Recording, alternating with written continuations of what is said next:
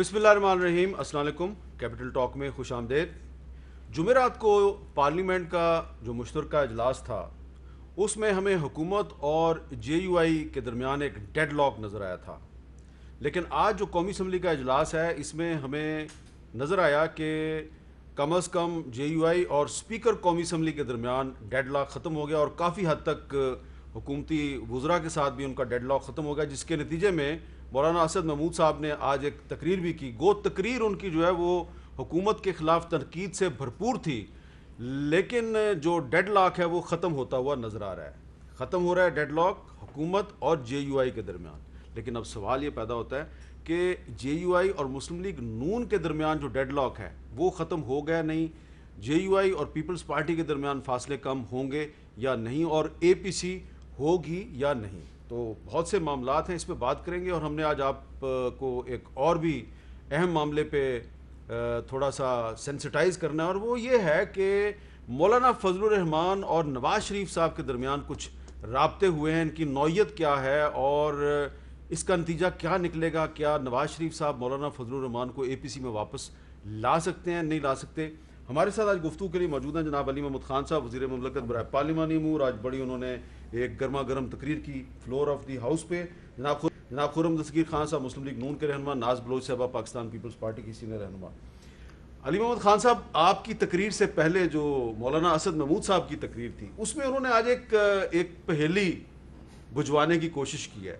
तो मैं चाहता हूँ कि वो जो पहेली उन्होंने अवाम के सामने पेश किया है आप उसको थोड़ा सा बताएंगे, ये पहेली में क्या बुझवाने की कोशिश करें। देखिए मौलाना असद महमूद साहब ने क्या कहा है। ये हमारा मौक़िफ़ है कि आप यहाँ अवाम के वोट से नहीं आए, आपको लाया गया है, इसलिए आप अवामी नुमाइंदों से किसी कानून साजी का नहीं पूछते। जिन लोगों के मुतालिक आप ऐसे बात करते हैं जैसे बॉर्डर पे खड़े हों, खासकर मुराद सईद साहब, वो लोग आपके साथ कानून साजी में भी बैठते हैं, इत्तिफाक भी करते हैं, दस्तखत भी करते हैं उनको, और यहाँ पर बिल पास होने के बाद वो आपके मुतालिक कुछ कहते हैं और वो आप उनके मुतालिक कुछ कहते हैं।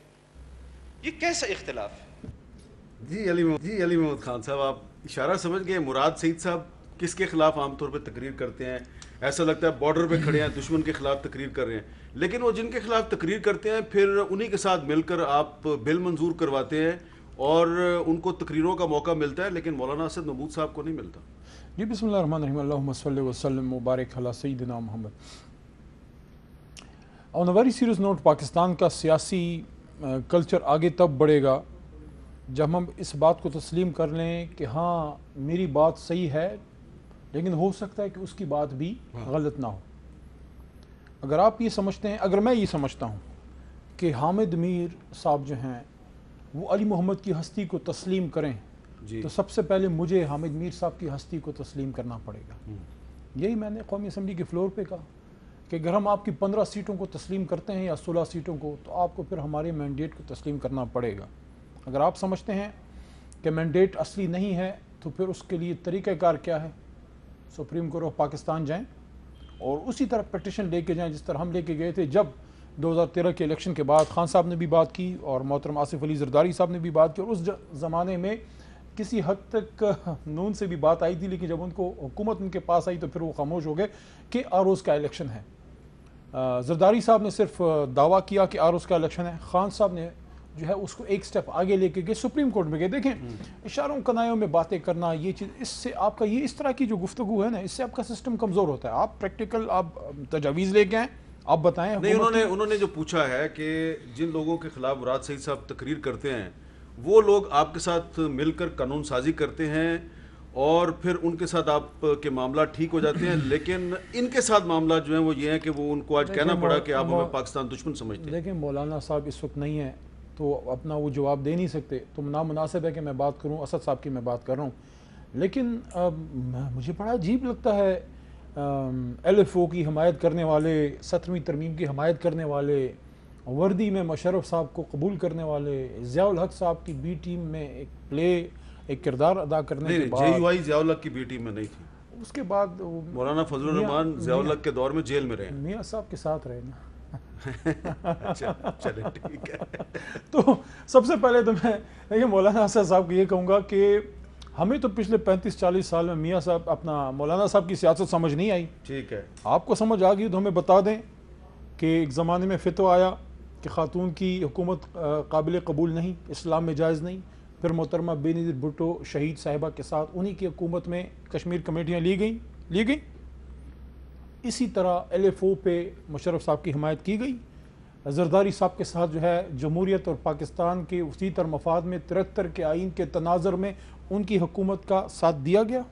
عمران خان نے مولانا فضل الرحمان کو وزیر اعظم کا ووٹ بھی دیا تھا, یہ بھی یاد تو کرو. میں یہ سمجھتا ہوں کہ یہ بات کرنا آپ مجھے بتائیں, you have been following all this for such a long time, آپ سمجھتے ہیں, آپ دل سے سمجھتے ہیں کہ عمران خان صاحب اور شہباز شریف صاحب کسی چیز پہ جو ہے آپس میں جو ہے وہ چھپ چھپا کے ایکا کر سکتے ہیں؟ چلے میں یہ اب آگے چلتا ہوں. میں یہ سمجھتا ہوں کہ ابھی یہ جو بھی ہوا ہے, ان کی جو بھی این آر او 34 نکات آئے جو مانگنا چاہ رہے تھے, لیکن آخر میں یہ کہوں گا کہ آخر میں بیٹر سینس پریویلڈ اور پاکستان کے لیے انہوں نے جو ہے ایف اے ٹی ایف کی اس چیز میں حکومت کو سپورٹ کیا. چلے ٹھیک ہے. خرم دستگیر خان صاحب, مجھے یہ بتائیے کہ مولانا فضل الرحمان صاحب اے پی سی میں ابھی تک آنے کے لیے تیار نہیں, کیونکہ اے پی سی کے لیے جو اجلاس ہونا تھا وہ اجلاس ہی نہیں ہو رہا. تو ہماری اطلاع کے مطابق نواز شریف صاحب کے ساتھ ان کی فون پہ کافی لمبی چوڑی گفتگو ہوئی. نواز شریف صاحب نے ان کو کچھ یقین دہانیاں کروائی تھیں, لیکن ان پر عمل درآمد نہیں ہوا. کیا آپ کی پارٹی میں اس چیز پہ کوئی بات ہوئی ہے کہ نواز شریف صاحب نے جو مولانا فضل الرحمان صاحب کے ساتھ بات چیت کی تھی اس پہ عمل درآمد کیوں نہیں ہوا؟ جی, اس پر مکمل عمل درآمد ہوا, اور چونکہ میں اس کا عینی شاہد ہوں کہ جو 6 تاریخ کا مشترکہ اجلاس تھا پارلیمان کا, اس سے ایک دن پہلے مولانا کی پارٹی کا ایک بڑا اعلیٰ وفد جو ہے وہ مسلم لیگ نون کے پاس آیا, اور اس پر انہوں نے اپنے جو تحفظات تھے اس کا بھی اظہار کیا. ہم نے کوشش کی, جہاں ضرورت تھی ہم نے معذرت بھی کی کہ جی کچھ ایشوز پہ ہم آپ کو نہیں لے سکے اعتماد میں, لیکن اس کے بعد ایک مکمل طور پر ہم آہنگی کے ساتھ جو ہے اس شام جو نیگوسیشنز ہوئیں اس میوچول لیگل اسسٹنس کے بل کے اوپر, اس پہ مولانا کی پارٹی نے ہمارا ساتھ دیا, اور ان کی وکالت ہم کر رہے تھے. انہوں نے اپنی امینڈمنٹس جو ہیں باقاعدہ ان رائٹنگ ہمیں دیں, جو ہم نے پٹ اپ بھی کی, اور وہ پھر اس میوچول لیگل اسسٹنس بل کا حصہ بنی. آپ کے ناظرین کی جو نالج کے لیے میں یاد کرا دوں کہ یہ جسے کہتے ہیں نا جی کہ ہم نے کمپرومائز کیا, یہ درست نہیں ہے. جو میوچول لیگل اسسٹنس کا بل ہے اس میں 23 صفحے کی ترامیم ہوئی اپوزیشن کی وجہ سے. 23 پیجز جو پورے کے پورے جو پڑھے گئے اس دن ایوان میں وزیر قانون صاحب نے, وہ تمام کی تمام اپوزیشن بھی تھی, جن میں آخری ترمیم جو ہے جے یو آئی ایف کی طرف سے آئی تھی کہ یہ جو میوچل لیگل اسسٹنس دی جائے گی اس کی ہر 6 ماہ بعد رپورٹ ایوان کے اندر آئے گی. یہ ان کی طرف سے آیا تھا اور وہ پھر اس کا حصہ بنا. تو ہم ان کو لے کر ساتھ چل رہے ہیں, اور یہ کہنا کہ جی کوئی انہوں نے میاں نواز شریف کے اعتماد کے ساتھ ہر کام ہوا ہے جو یہ ہوا میوچل لیگل اسسٹنس. تو پھر فضل الرحمان صاحب کی پارٹی سہولت کار کیوں کہہ رہی ہے آپ کو, حکومت کا سہولت کار؟ جی دیکھیے, جہاں تو یہ حکومت جو ہے اپنے کالے قوانین یا پاکستان کے آئین سے متصادم قوانین لے کر آنا چاہتی ہے, جو کہ لے کر آنا چاہتے تھے. اینٹی ٹیررزم ایکٹ میں ایک امینڈمنٹ تھی جس میں 180 دن کی کالی قید تھی, جو مرضی جی چاہے کرے, اور اس کے اوپر کوئی ریکورس نہیں تھا, کوئی عدالتی ریلیف نہیں تھا. تو ہم نے اور دوسری اپوزیشن جماعتوں نے اس کو رزسٹ کیا, جس کے نتیجے میں وہ بل ڈراپ ہو چکا ہے, اب وہ ایوان میں نہیں آئے گا. تو ہم تو مستقل طور پر رزسٹ کرتے ہیں, لیکن جہاں ایسے قوانین ہیں جہاں جن کے مندرجات میں بھی یہ کوشش کرتے ہیں کہ ہم آئین سے متصادم اور ڈرکونین لاز پاس کریں, ہم انہیں رزسٹ کرتے ہیں. لیکن جہاں پاکستان کا مفاد ہے وہاں اپوزیشن جو ہے وہ اکٹھے ہو کر, ہم سب کا مفاد یہ ہے, سیاسی جماعتوں کا نہیں, پاکستان کے عوام کا, پاکستان کے بزنس مینوں کا, کہ Pakistan F A T F کے چنگل سے باہر آئے, نہ صرف معاشی طور پہ بلکہ یہ امریکہ کی طرف سے ہمارے گلے میں پھندا ڈالا ہوا ہے, ہم اس سے باہر آنا چاہتے ہیں. اچھا, اب ناز بلوچ صاحب یہی بات جو انہوں نے کی ہے ایف اے ٹی ایف کے بارے میں کہہ رہے ہیں خرم صاحب کہ یہ امریکہ نے پاکستان کے گلے میں پھندا ڈالا ہے. تو جو جمعرات کو 6 اگست کو جو پارلیمنٹ کا جو مشترکہ اجلاس تھا اس میں ایک اور پارٹی بھی تھی جس نے بہت شدید احتجاج کیا جے یو آئی کے ساتھ مل کے, وہ تو جماعت اسلامی کے سینیٹر مشتاق احمد خان صاحب اس دن جو بل پاس ہوا اس کے بارے میں کیا کہہ رہے ہیں ذرا سنیں. جب یہ قانون نہیں تھا, یعنی mutual legal assistance criminal matter bill 2020 جب نہیں تھا, اس وقت 400 ڈرون حملے تھے, تقریباً 5000 سے زائد لوگ جو ہیں وہ مسنگ تھے, اور اس میں گوانٹانامو بے بھی بھیجے گئے، جس میں ملا عبدالسلام ضعیف بھی ہیں، جس میں ڈاکٹر عافیہ صدیقی بھی، اور مختلف یورپی ممالک کو فروخت کر دیے گئے۔ تو جب یہ قانون نہیں تھا اس وقت غیر قانونی شکارگاہ تھی پاکستان بین الاقوامی استعمار کی اور سامراج کی۔ اب تو آپ نے ان کی غیر قانونی شکار کو قانونی پروٹیکشن دے دی، قانونی کور دے دی۔ آپ دیکھ لیں کہ اس کے نتیجے میں آپ نے شکیل افریدی کو پاکستان سے امریکہ بھیجنے کا، امریکہ کے حوالے کرنے کی قانونی راہ ہموار کر لی، کلبھوشن یادیو کو حوالے کرنے کی راہ ہموار کر دی۔ تو یہ کوالٹی لیجسلیشن نہیں ہے، یہ امپوزڈ لیجسلیشن ہے، یہ امپورٹڈ لیجسلیشن ہے، یہ عوامی فلاح و بہبود کے لیے نہیں ہے، بین الاقوامی ساہوکاروں کے لیے ہے، استعمار اور سامراج کے لیے ہے۔ اس کے نتیجے میں پاکستان کے ہاتھ میں ہتھکڑیاں ڈال دی گئی ہے غلامی کی۔ میں یقین سے کہہ سکتا ہوں کہ 90% پارلیمنٹیرینز، پیپلز پارٹی، مسلم لیگ اور پی ٹی آئی کے ایسے ہیں جنہوں نے یہ پڑھا ہی نہیں ہے۔ اس کے مضمرات، اس کے امپلیکیشن پاکستان کے اوپر اس کے اثرات کیا ہوں گے، اس کا ان کو علم ہی نہیں ہے۔ تو یہ تو آپ پارلیمنٹیرینز کو بھی ربر سٹیمپ بنا رہے ہیں، اور یہ آپ جو ہیں پارلیمنٹ کو بھی ربر سٹیمپ بنا رہے ہیں۔ جی، یہ تھی مشتاق احمد خان صاحب کی رائے۔ ناز بلوچ صاحبہ۔ حامد میر صاحب، یہ جو ایم ایل اے کا بل ہے اس کے اوپر اگر آپ فیٹف کی جو بات ابھی ہو رہی ہے، 80% اس کے اندر جو امینڈمنٹس ہیں وہ پاکستان پیپلز پارٹی کی جانب سے بہت اس پہ ایکسٹینسو قسم کا ہوم ورک کیا گیا، اسٹڈی کیا گیا، کلاز بائی کلاز اس چیز کو پڑھ کر، اور ملک کے مفاد میں، پاکستان کے مفاد میں بہت سارا جو اس میں امینڈمنٹس بہتری لائی جا سکتی تھی وہ کنٹریبیوشن کر کے پیپلز پارٹی اس میں آگے لے کر آئی۔ اور یہ کام ہم نے جو کیا، یہ ہم نے پی ٹی آئی کے لیے نہیں کیا، یہ ہم نے اس وقت کی حکومت کے لیے نہیں کیا، ہم نے پاکستان کے انٹرسٹ میں کیا، کیونکہ بہت سارے ایشوز تھے جن پہ تحفظات تھے، کیونکہ کچھ ایسی چیزیں ہیں جو ریسیپروکل ہوتی ہیں۔ یہ نہیں ہوتا کہ ایک ملک جو ہے وہ تو اپنے آپ کے لیے ہر معاملے میں آپ کے سامنے جو ہے وہ اویلیبلٹی ہر چیز میں شو کرے، ریلیکسیشن شو کرے، اور آگے سے ہمیں وہ سیم جو ہے لیول کے اوپر نہ سیریس دیا جائے۔ لہٰذا پیپلز پارٹی نے بہت سنجیدگی کے ساتھ اس پہ کام بھی کیا، امینڈمنٹس بھی 80% ہم لے کر آئے، لیکن ہماری کوشش یہ رہی کہ جلد بازی میں اور افراتفری میں کوئی ایسی قانون سازی نہ کی جائے جس کا اگلے وقت میں خمیازہ بھگتنا پڑے ہمیں۔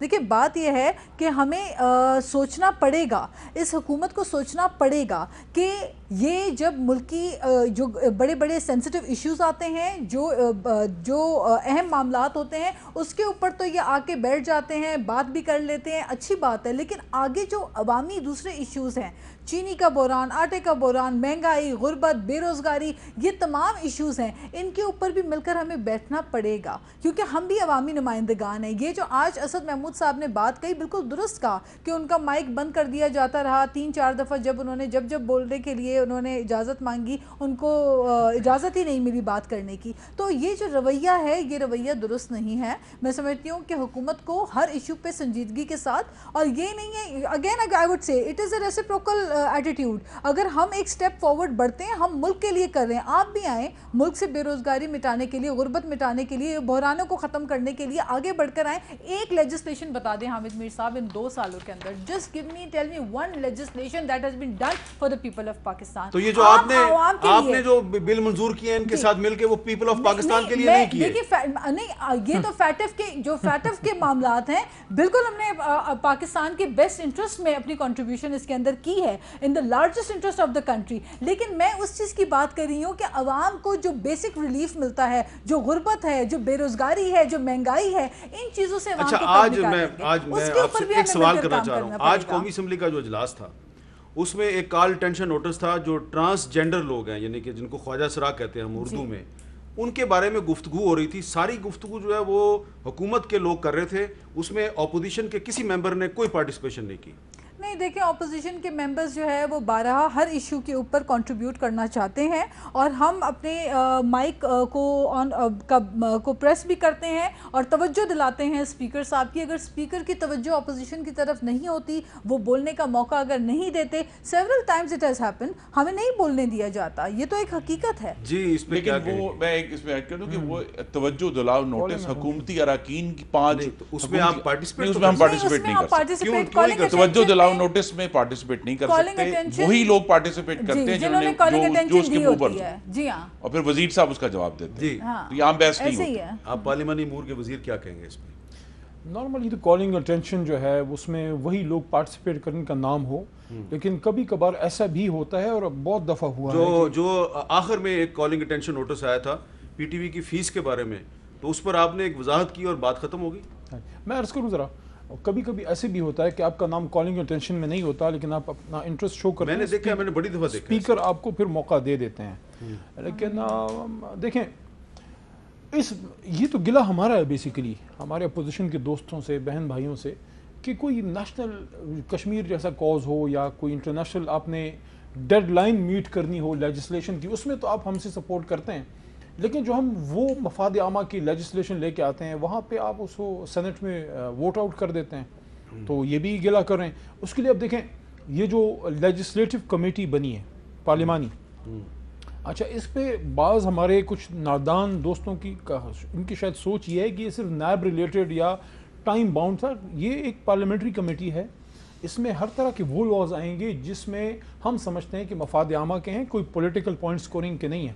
تو اس میں آپ بیٹھیں، جس طرح بھی میری بہن کہہ رہی ہیں کہ آپ بیٹھ کے بات کریں، تو آپ اس میں بیٹھ کے اپنی تجاویز دیں، ہمیں بتائیں، تاکہ وہ جو عوام کے فائدے کی لیجسلیشن ہے وہ صرف سیاسی مخاصمت کا وہ اس کا شکار نہ. اور دوسری بات یہ ہے کہ ہمارے اس ڈیموکریٹک پارلیمنٹری سسٹم کا میر صاحب یہ حسن ہے کہ اس میں اپوزیشن بھی ہوگی، تنقید بھی ہوگی، تھوڑی بہت لڑائی جھگڑا بھی ہوگا، حکومت کرے گی، وہ پالیسیز بنائیں گے، انجینئر صاحب اس پہ تنقید کریں گے. اگر سب نے مل کے سارا کر لینا ہے تو پھر یہ تو قومی حکومت ہوگی. لیکن صاحب یہ حکومت اس قدر نالائق اور نائل ہے کہ یہ فاٹف سے زیادہ فاٹف کے وفادار ہے. دیکھیں جو باتیں فاٹف نے کی ہیں، یہ اتنی نالائق حکومت ہے کہ انجینئر خرم دستگیر صاحب اور پیپلز پارٹی کی لاکھ کوششوں کے باوجود ہم نے ان کو این آر او نہیں دیا. اتنی نالائق ہے. جی این آر او تو چینی والوں کو ملا ہے نا کہ آج چینی 105 روپے کی ہے. میں آپ نے حکومت کے بارے میں جو لفظ استعمال کیا ہے، میں اپوزیشن کے بارے میں استعمال نہیں کروں گا. میں یہ کہوں گا مہذب الفاظ میں کہ کیا آپ کے خیال میں اپوزیشن پارٹیوں کے جو آپس کے اختلافات ہیں وہ عمران خان کی اصل طاقت نہیں ہے اس وقت؟ جی نہیں، بالکل بھی نہیں.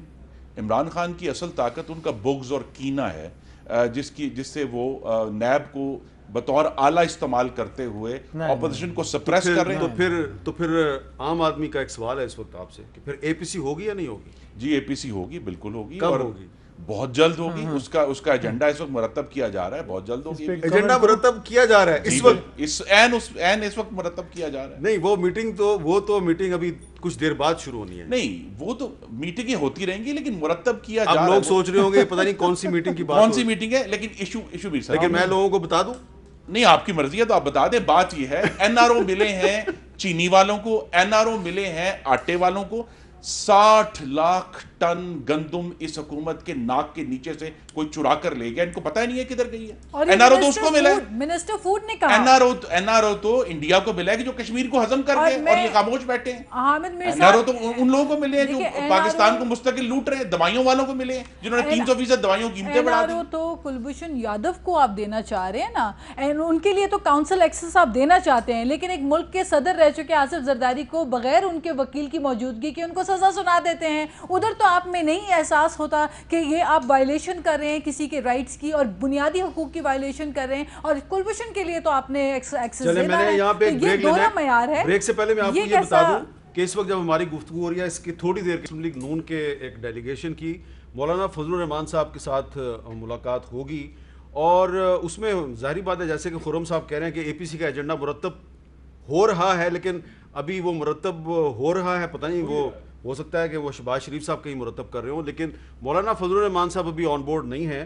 اور ہماری اطلاع یہی ہے کہ وہ اس مرتبہ مسلم لیگ نون والوں سے کہیں گے کہ آپ کا ضامن اگر نواز شریف بنے گا تو ہم اے پی سی میں آئیں گے، ورنہ شاید معاملہ خراب ہو جائے. وقفہ، اور وقفے کے بعد علی محمد خان صاحب سے پوچھنا ہے کہ آج انہوں نے قومی اسمبلی میں جو تقریر کی اس میں انہوں نے ریاست مدینہ کا بار بار ذکر کیا، اس کی کیا وجہ تھی؟ آج خاص طور پر انہوں نے جے یو آئی والوں کو بار بار یہ کیوں کہا کہ جو ایجنڈا آپ کا ہے وہی ایجنڈا ہمارا ہے؟ ان سے پوچھیں گے وقفے کے بعد.